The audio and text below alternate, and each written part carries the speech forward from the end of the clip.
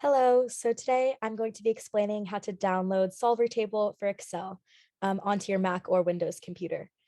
So the first thing that you're going to want to do is find the Solver Table XLAM file, which you can do super easily just by searching it up on Google Chrome or whatever browser you use.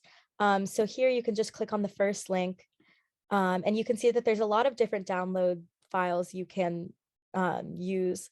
So make sure you download the one that is applicable to you. So today I'm going to be downloading Solver Table onto my Mac.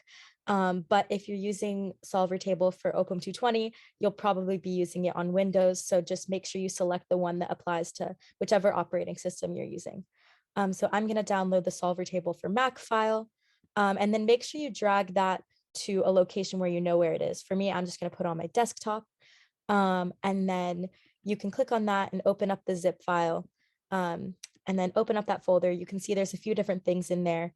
The one that's really relevant to us is the Solver Table for Mac XLAM file. So obviously, if you're on Windows, that will be the Windows file. And so next, what you're going to want to do is open up an Excel workbook.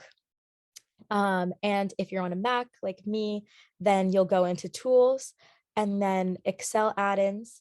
And then you can see, I already had it downloaded, but if you're adding it in for the first time, you would go into this, it wouldn't be there at all.